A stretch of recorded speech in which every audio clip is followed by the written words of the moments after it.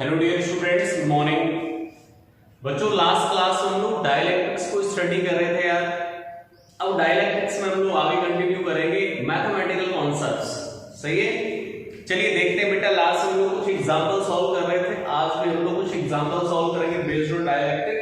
चलिए बेटा, मैं कुछ स्पेशल केस दिखाता हूं जो बहुत ही इंपॉर्टेंट अपने आप में डायलैक्टिक के केस में। चलिए देखिएगा ध्यान से।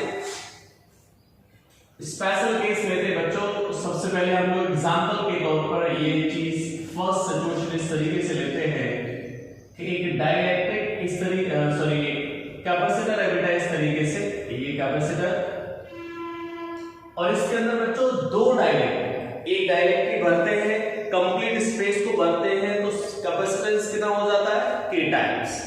समझ लो। लेकिन अब हमने क्या किया बेटा, इसके आधे रीजन में, हाफ रीजन में, ये यहां पर कैपेसिटेंस, एक डाइलेक्ट्रिक यहां पर और एक डाइलेक्ट्रिक यहां पर।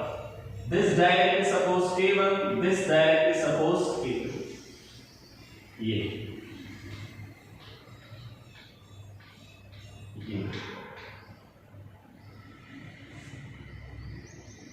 A एंड B, दो पॉइंट के बीच बेटा ये कैपेसिटर था और इसकी प्लेटों के बीच हमने according to diagram dielectric material fill up कर दिया। अब हम ऐसा अज्यूम करके चल रहे हैं, अभी एक ऐसा केस ले रहे हैं कि डिस्टेंस यहां पर कितना है d, और ये एरिया ऑफ प्लेट्स कैसा हो गया, डिवाइड a/2 आपके सामने ऐसी भी सिचुएशन हो सकती है जिसमें एरिया डिफरेंटली डिवाइडेड हो, तो उसमें भी कहीं डरने की जरूरत नहीं है, वो केस भी मैं यहां पर ले लूंगा। ठीक है भाई। चलिए अब हम बात करें यहाँ कैपेसिटेंस, इस चीज को हम कैसे देखेंगे, ए और बी के बीच में कैसे कैपेसिटेंस बनाएंगे, तो कैसे डायग्राम ड्रॉ करेंगे। तो बच्चा इस चीज को आप इस तरीके से देख सकते हो कि सर ए और बी के बीच में एक डाइलेक्ट्रिक भरने से कैपेसिटर अलग हो गया, ये कैपेसिटर अलग हो गया। मतलब इसी अरेंजमेंट को देखने का तरीका हमारा ये भी हो सकता है कि सर एक कैपेसिटर इस तरफ और एक कैपेसिटर इस तरफ। सही है, ये वाला कैपेसिटर और एक ये, इसकी कैपेसिटर C1 और एक capacitor C2, because both capacitors are connected between A and B। बेटा ये जो कैपेसिटर है वो यहां से लेकर यहां तक जो कैपेसिटर है बेटा, यहां तक वो कैपेसिटर भी A और B के बीच कनेक्टेड है, यहां से यहां तक कैपेसिटर जो बनता है वो भी A और B के बीच कनेक्टेड है। तो हम इस डायग्राम को ऐसे देख सकते हैं। ठीक है, चलिए C1 की वैल्यू क्या आएगी सर, C1 आएगा A एप्सिलॉन नॉट, भाई कैपेसिटेंस याद है A epsilon not upon D, air capacitor के इसमें, तो एरिया ले बेटा A/2 epsilon not upon D, but यहां पर K1 से मल्टीप्लाई कर दोगे, डायलेक्ट्रिक कांस्टेंट K1 से मल्टीप्लाई। C2 की वैल्यू क्या आ जाएगी, K times of area of plate A epsilon not upon D हो जाएगा। This capacitance C1 and C2, both capacitors are same.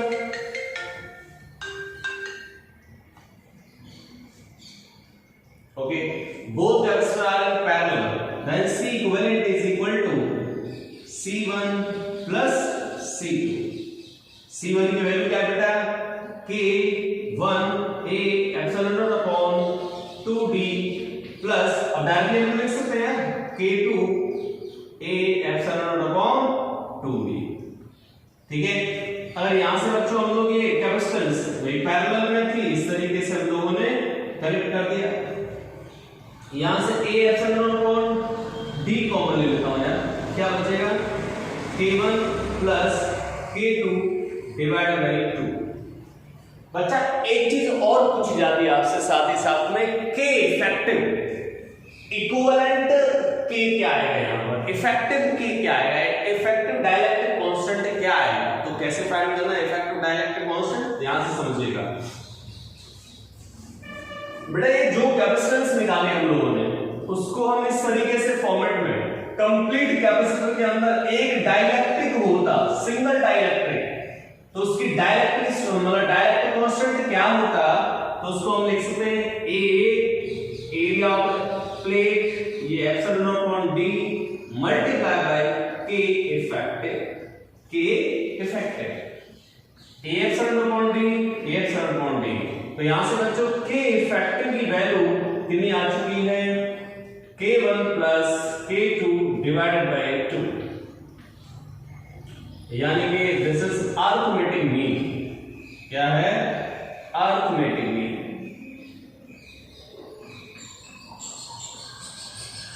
Clear? Arithmetic mean of dielectric constants K1 and K2।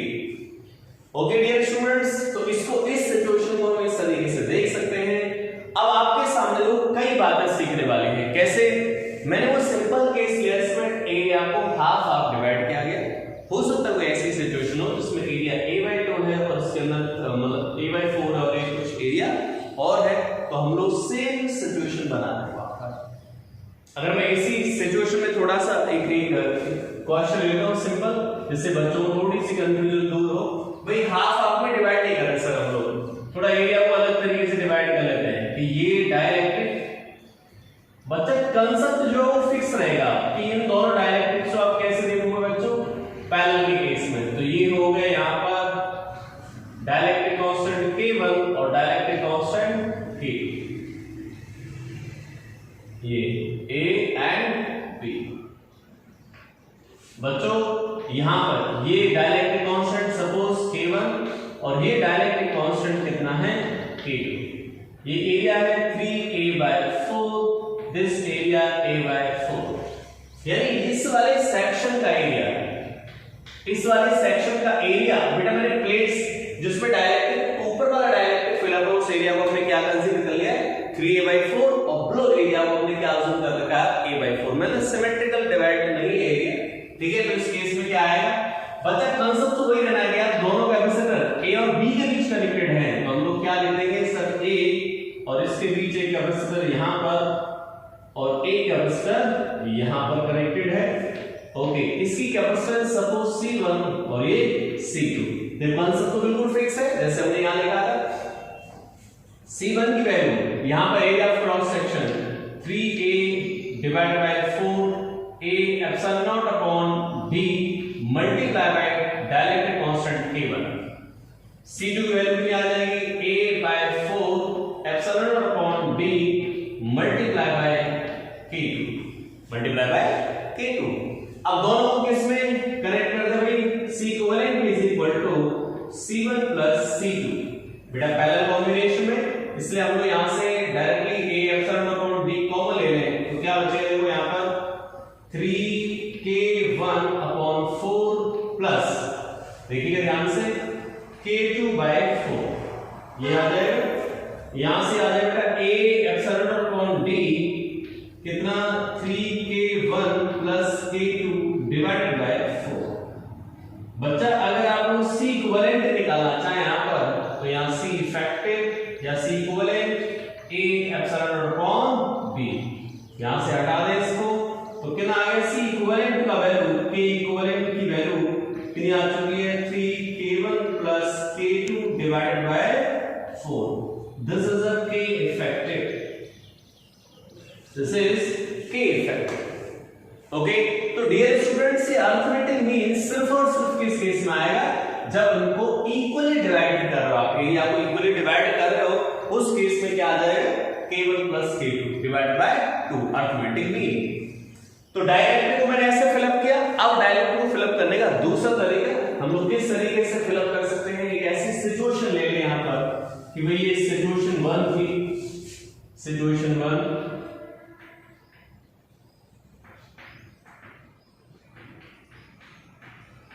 Situation 1।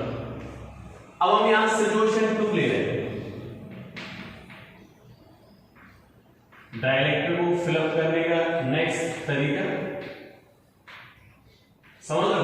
अब student से बोला sir हम लोग इस तरीके से इंट्रोड्यूस करने के बजाय डायलेक्ट्रिक को ऐसे इंट्रोड्यूस करते हैं तो क्या आएगा फिर, जैसे ये कैपेसिटर है बेटा, ये कैपेसिटर की प्लेट्स और एक डायलेक्ट्रिक हमने ऐसे फिलअप कर दिया यहां पर और एक डायलेक्ट्रिक ऐसे K1 एंड K2, ये A एंड B, यहां पर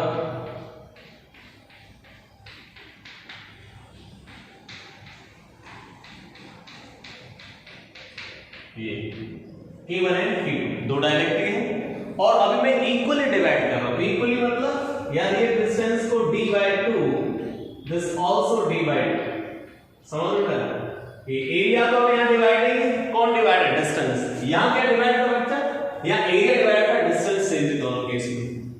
सर इस कॉम्बिनेशन कैसे देखा जा सकता है ए और बी के बीच में? तो आप कैसे देखो बेटा, जैसे मान लो भाई इधर जा रहा तो एक कैपेसिटर तो ये हो गया, नेक्स्ट कैपेसिटर ये हो गया, क्योंकि यहाँ पे डायरेक्टिव बदलने से कैपेसिटेंस चेंज हो जाएगी। तो हम लोग कैसे देख सकते हैं, पॉइंट ए के बीच में एक कैपेसिटर यहाँ और एक नेक्स्ट कैपेसिटर यहाँ, पॉइंट ए और पॉइंट बी। इसकी कैपेसिटेंस कितनी है बेटा, a epsilon not upon d, d की जगह पर क्या है d/2 और multiply by k1, this is the capacitance C1। यहां पर कितना आएगा capacitance k2 a epsilon not upon d/2, ये this is capacitance C2। C equivalent, अब सोचो बेटा ये सीरीज में है तो C इक्विवेलेंट निकाल सकते, दो के केस में कैसा निकालते हैं, C1 C2 divide by C1 plus C2, तो यानी C इक्विवेलेंट कितना आ जाएगा बता, यहां पर ये आ जाएगा C1 C2 divided by C1 plus C2, ये सही है। तो अब यहां से हम लोग क्या कर रहे हैं, क्या क्या कॉमन आ रहा है, यहां से a epsilon not upon 2d, ये तो दोनों में आएगा, ये तो दोनों में फैक्टर आएगा, तो इसका स्क्वायर कर दो और यहां k1 और k2 से मल्टीप्लाई कर दें, डिवाइड बाय, दोनों का एडिशन करो तो एक चीज कॉमन ले लो, 2a epsilon not upon d common ले लो, क्या बचेगा बेटा k1 प्लस k, ये हो जाएगा। अब इस टर्म से एक टर्म कैंसिल हो रहा है, यानी यहां से जो C इक्विवेलेंट आ जाएगा उसको मैं यहां लिख दे रहा हूं,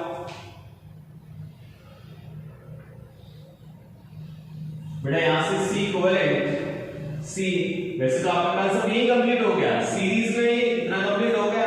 अब आगे तो कोई भी सिचुएशन बना सकता है, डिस्टेंस को जिसमें मैंने d/2 by 2 में डिवाइड किया है, अब d/4 3d/4 कोई और डिस्टेंस में डिवाइड कर सकता है, समझ लो, तो घबराने की जरूरत नहीं।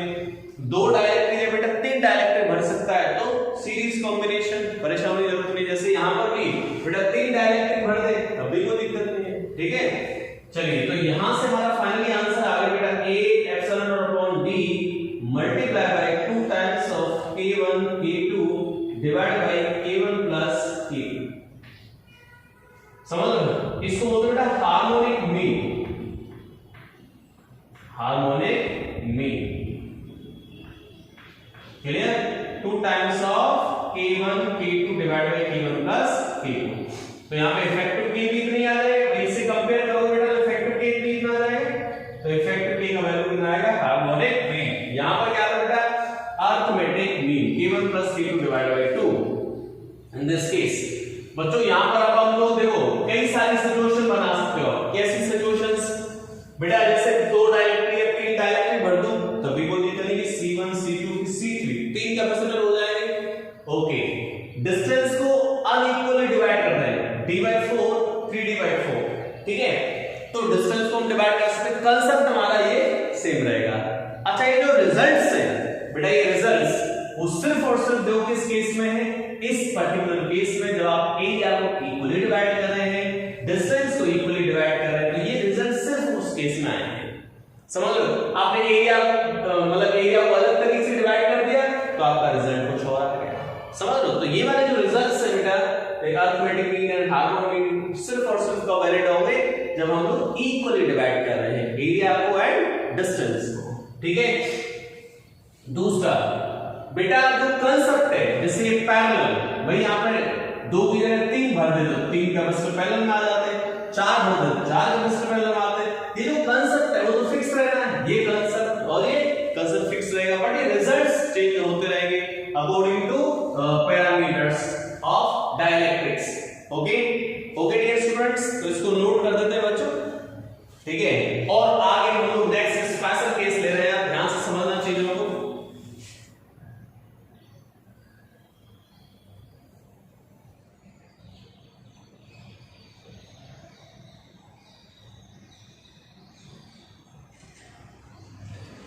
देखिएगा अब बच्चों में एक ऐसा कॉम्बिनेशन डिजाइन कर रहा हूं जिसमें दोनों ही टाइप के डायलेक्ट, मतलब दो तरीके से डायलेक्ट को फिल अप कर रहे हैं लोग, ठीक है। अभी हमने सेपरेटली स्टडी किए थे, एक में सीरीज कॉम्बिनेशन बना था, एक में पैरेलल कॉम्बिनेशन बना था, समझ लो। हमने एक ऐसा सिचुएशन में ड्रॉ कर रहा हूं, ऐसी सिचुएशन जहां पे दोनों ही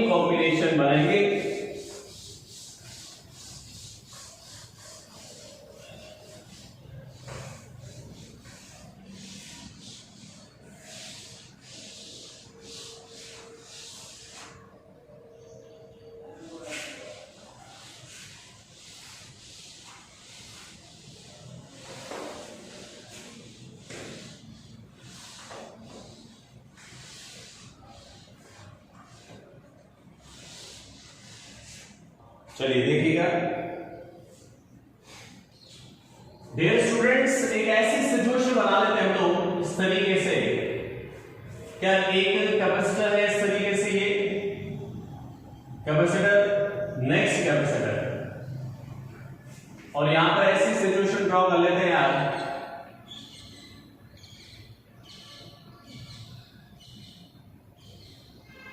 ये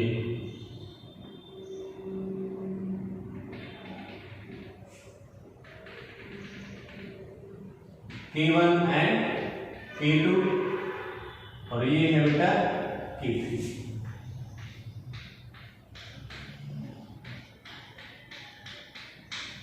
ये K3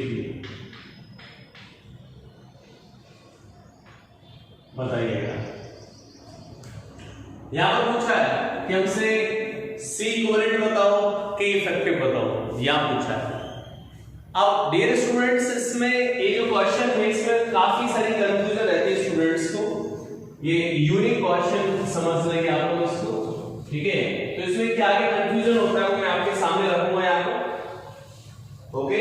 चलिए ध्यान से देखिएगा बेटा। अब हम इसको, इस कॉम्बिनेशन को कैसे देखें, सबसे पहला काम है कि सर ये हमारा जो कॉम्बिनेशन है वो किस मतलब किस कॉम्बिनेशन का है, मतलब किस टाइप के कॉम्बिनेशन का है, पैरेलल का, सीरीज का, समझ लो, या कैसे देखेंगे हम लोग इस कॉम्बिनेशन को। तो बेटा इस कॉम्बिनेशन को देखने का तरीका क्या होता है, स्टूडेंट्स का क्या होता है, एक बार मैं ये बता दे रहा हूं। सबसे पहले हम लोग इक्वली ये थोड़े रिजल्ट्स है वो स्टैंडर्ड रिजल्ट्स भी यूज कर लें, थोड़ा अच्छा रहेगा। d/2 और this area a/2 and this also a/2। Students का क्या रहता है रिजल्ट्स को देखने का कंसेप्ट, देखिएगा ध्यान से बेटा। Point A and this is point B, कैसे देखते हैं वो इस कॉम्बिनेशन को, इस तरीके से देखते हैं कि सर एक कैपेसिटर ये बना दिया, सही है, और एक कैपेसिटर ये बना दिया डाउन वाला, ये दोनों मिले हुए यहां पर, एक थर्ड कैपेसिटर हमने ऐसे ड्रॉ कर दिया। This is the situation, okay. Suppose C1, C2 and C3, ये तरीका होता है उनको देखने। वो क्या सोचते हैं यार, समझ लो क्या सोचते हैं, मतलब कि सर एक कैपेसिटर ड्रॉ कर दिया C1, एक कैपेसिटर C2 और इनके दोनों के साथ एक कैपेसिटर और कनेक्ट कर दिया C3, ऐसा सोचते हैं। बट ऐसा सोचना सही नहीं है, समझ गए। ये कॉम्बिनेशन गलत है। क्यों गलत है बेटा, इसलिए गलत है बच्चों, एक चीज सोचो आप लोग कि जब हम लोग यहां से यहां जाएंगे तो वोल्टेज इधर जाने पे डिक्रीज करता है। भाई मान लो ये पॉजिटिव प्लेट है, नेगेटिव प्लेट है, उधर जाओ तो वोल्टेज क्या करेगी, डिक्रीज करेगी।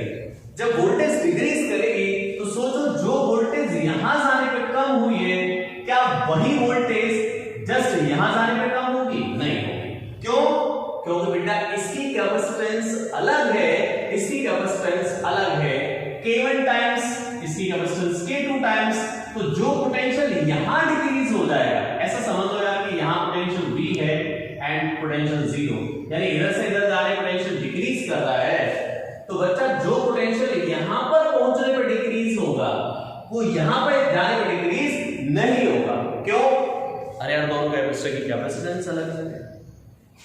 और ये देखो मैं वापस रिपीट कर रहा हूं, मैं क्या समझाना चाह रहा हूं, समझ लीजिएगा ध्यान से बेटा कि यहां से इधर जाने पर जो वोल्टेज कम हो रही है, क्या वही वोल्टेज यहां से इधर जाने में कम होगी, नहीं।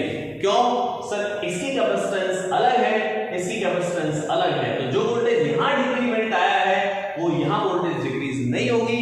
कहने का मतलब ये जो पॉइंट है, ये लेयर और ये लेयर सेम पोटेंशियल पर नहीं होंगी, समझ लो बेटा। भाई जो पोटेंशियल यहां डिक्रीज करे और जो पोटेंशियल वहां डिक्रीज करे, क्या दोनों पोटेंशियल सेम होगा, नहीं। क्यों, दोनों पे अलग अलग पोटेंशियल डिक्रीज करेंगे, इसलिए इन दोनों लेयर का पोटेंशियल इक्वल नहीं हो सकता।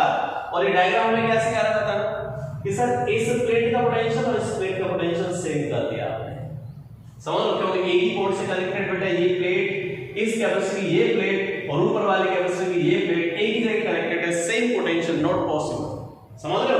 तो ये डायग्राम पॉसिबल नहीं होगा।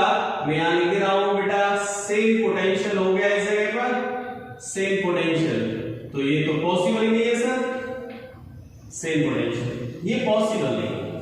तो सर क्या पॉसिबल है, पॉसिबल ये है बेटा, फर्स्ट वाले कैपेसिटर ऊपर वाले कैपेसिटर को ऐसा समझ लो K3 को दो पार्ट्स में ऐसे डिवाइड करके दिमाग के अंदर रखो, क्या आएगा, K3 को K1 जो है इसके साथ एक और कैपेसिटर कनेक्ट कर दो ये, और लास्ट जो सेकंड ब्रांच है बेटा इसमें एक कैपेसिटर और नेक्स्ट कैपेसिटर इसके अंदर ऐसे कनेक्ट कर दो। This combination, this is the right combination A and B। ये C1 C2 और बेटा C3 और ये भी क्या है C3। अब C1 की वैल्यू क्या लिखूंगा, C1 इस केस में बेटा क्या आएगा, direct constant K1 A epsilon upon D, तो एरिया है half epsilon upon D, D की वैल्यू है D/2, समझ लो।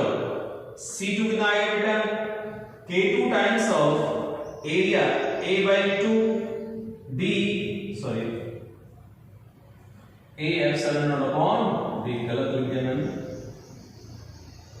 A एप्सिलॉन अपॉन D/2, यहां पर A एप्सिलॉन अपॉन D/2, और ये इसकी बात करें तो ये क्या आ जाएगा, इस वाले सेक्शन को लिखा है मैंने, तो क्या आएगा K3 A/2 epsilon upon D/2, समझ लो। सेम यही आएगा C3 की value K3 A/2 epsilon upon D/2, सही है। अब बेटा इसको अरेंजमेंट को कैसे देखोगे आप लोग, इस अरेंजमेंट को कैसे देखेंगे, सर ये दोनों सीरीज में है, ये दोनों सीरीज में, देन इसके बाद पैरेलल में, समझ लो। तो ये इंपॉर्टेंट एग्जांपल था बेटा, बहुत ही इंपॉर्टेंट, ओके। अच्छा इसके लिए शॉर्ट ट्रिक भी यूज कर सकते हैं हम लोग, जो हमने रिजल्ट्स याद है, जो रिजल्ट्स पढ़े थे उनको भी यूज कर सकते हैं हम लोग शॉर्ट ट्रिक के तौर पर। कैसे शॉर्ट ट्रिक के तौर पर कैसे यूज कर सकते हैं, याद है रिजल्ट्स जब हमने ऐसे डायरेक्टली को फ्लक्स किया था तो डायरेक्ट कांस्टेंट क्या आया था, अरिथमेटिक मीन, और ऐसे इस ब्रांच में और इस ब्रांच में तो किया था तो कैसे आया था, हार्मोनिक मीन। तो मैं इसी सेटअप को कैसे देख सकता हूं, इसी सेटअप को देख सकता हूं कि इन दोनों की जगह पर एक ही स्लैब बना दी, देखो ऐसे देख सकते हैं हम लोग कि सर इन दोनों की जगह पर K1 K2 जगह पर एक ये K डैश और ये क्या है K, समझ लो। अब याद है ऐसे फिलअप किया हमने सेकंड सिचुएशन में जहां पे हार्मोनिक मीन आया था, समझ लो बेटा। तो इस केस में K इफेक्टिव कैसे निकालोगे, K इफेक्टिव इस केस में कैसे लिखोगे, 2 times of K1, 2 times of K1 मतलब K डैश और ये K3 divided by K dash plus K3।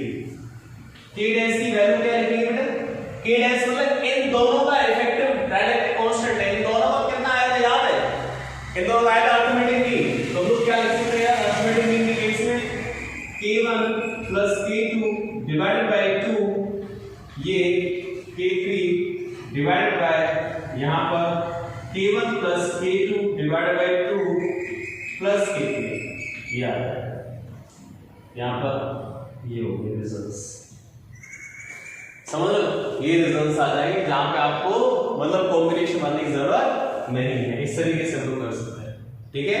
चलिए अब स्मॉल क्वेश्चंस ले लेते हैं, कुछ क्वेश्चंस ले लेते हैं। यहां पर एक डाइलेक्ट्रिक है, इसके अंदर एक कैपेसिटर है, इसमें 2 डाइलेक्ट्रिक फिल्म है इस तरीके से, एक dielectric constant K and 3K, area को हाफ हाफ में डिवाइड किया हुआ है, तो सिंपल केस है, समझ लो। कौन सा केस आ गई बेटा, ये फर्स्ट केस है जहां पर आपसे पूछा है कि C मतलब इसकी इक्विवेलेंट कैपेसिटेंस C बताओ और इफेक्टिव K बताओ बेटा, यहां पर point A and point B। तो आसानी से बता सकते हैं, कैसे देखेंगे हम इसको, पैरेलल कॉम्बिनेशन की तरह, एक कैपेसिटर यहां और एक कैपेसिटर यहां पर, ठीक है। ये पॉइंट A और point B, suppose this is C1 and this is C2, समझ रहे हो। तो पैरेलल में कनेक्ट कर लोगे और इफेक्टिव K याद है कितना होता था यहां पर, effective K arithmetic mean K plus 3K divided by 2, this is the effective K, समझ लो बच्चों। क्वेश्चन कर सकते हैं यार, ठीक है। नेक्स्ट की बात करूं मैं, एक डाइलेक्ट्रिक यहाँ, एक डाइलेक्ट्रिक यहाँ, K and 3K। समझ लो क्या आ जाएगा बेटा, ये डिस्टेंस इक्वली डिवाइडेड, ये सही है। क्या हो जाएगा बच्चों यहाँ पर इफेक्टिव K कितना आ जाएगा, 2 times of K and 3K divided by K plus 3K, ये हो जाएगा। क्लियर, इस तरीके से तो देख सकते हैं इसको। नेक्स्ट अब बेटा दो सिंपल क्वेश्चन। अब देखो यहां पर क्वेश्चन बहुत सारे बनाए जा सकते हैं। आप लोग वहां बैठो, हाँ बैठो, फैन चलाते हैं।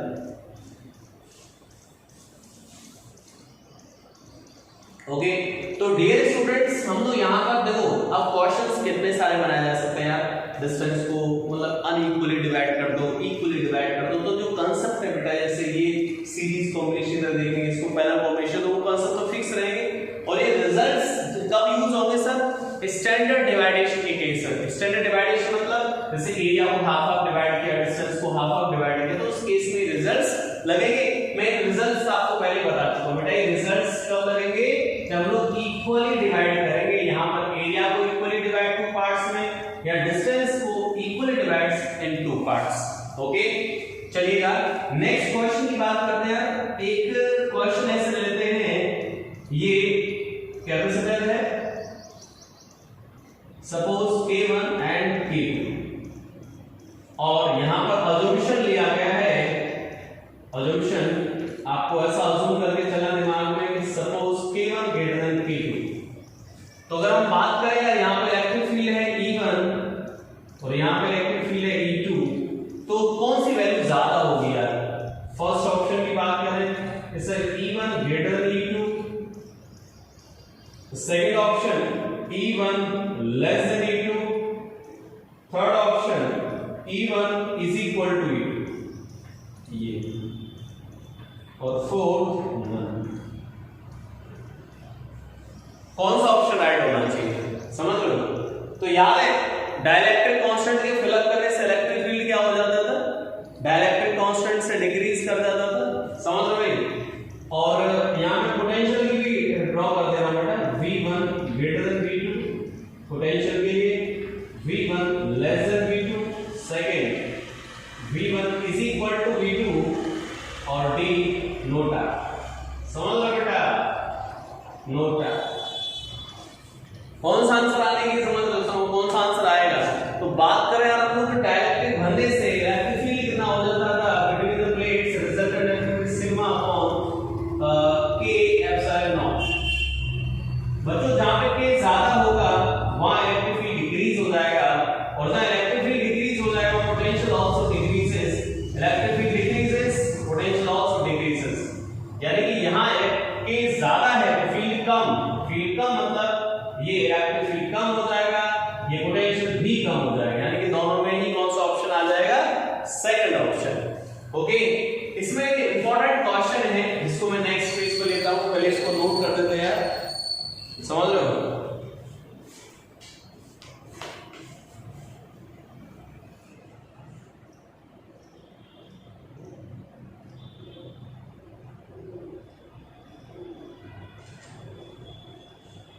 चलिएगा इंपॉर्टेंट जो कॉन्सेप्ट है इसी पर बेस्ड है, देखेंगे ध्यान से हम यहां।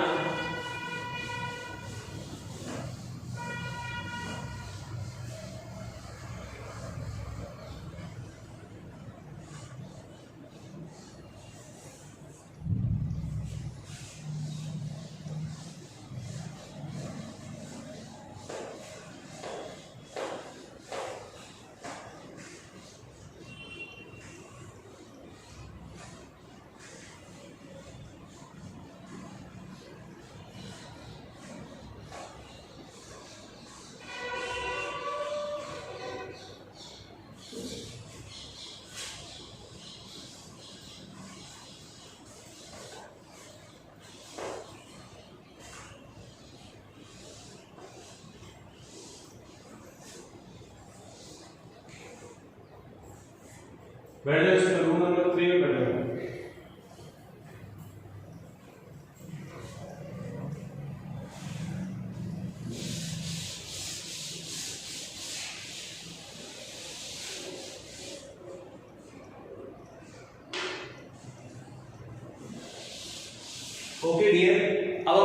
करते हैं यार नेक्स्ट जो है नेक्स्ट क्वेश्चन ले लेते हैं इस तरीके से। एक कैपेसिटर इस तरीके से बेटा और एक कैपेसिटर ऐसे।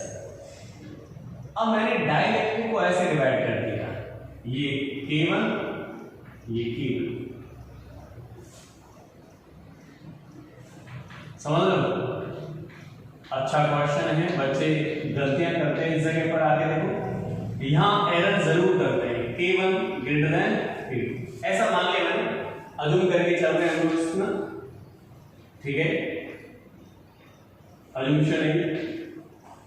हमसे पूछा है वही ऑप्शंस कि sir E1 greater than E2, second option E1 less than E2, next option E1 is equal to E2, next option not equal to no term. और यही पोटेंशियल के टर्म्स में बात करें, V1 greater than V2, V1 less than V2, V1 is equal to V2 and none, ये okay. तो अब हम ये सोचे यार इसमें कौन सा ऑप्शन सही होगा, तो बच्चे इस जगह पे आंसर देने की कोशिश करते हैं कि सर ये K1 ज्यादा है, K1 ज्यादा, तो इससे पहले जस्ट पहले क्वेश्चन का आंसर जो दिया था कि K1 ज्यादा है तो फिर कम हो गया, समझ लो।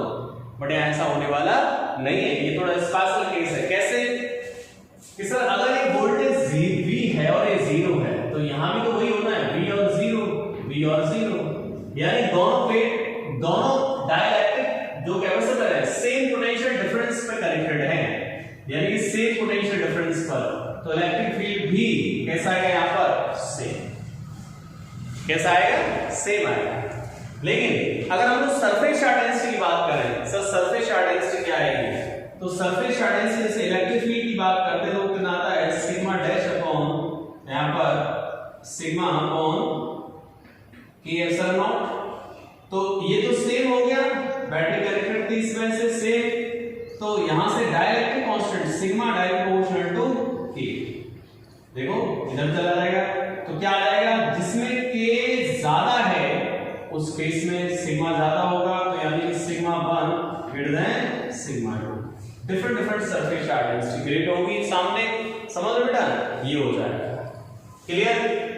ओके डियर स्टूडेंट्स, तो इस तरीके से हम लोग क्वेश्चंस कर सकते थे, ठीक है। अब हम आगे की कहानी नेक्स्ट क्लास में स्टडी करेंगे बच्चों, यहाँ तक हम लोग आज स्टडी करने वाले हैं, ठीक है। नेक्स्ट कहानी हम लोग नेक्स्ट लेक्चर बताऊंगा, ठीक है। बहुत इंटरेस्टिंग पार्ट है नेक्स्ट सेक्शन, ठीक है। नेक्स्ट क्लास में मिलते हैं। Okay dear students.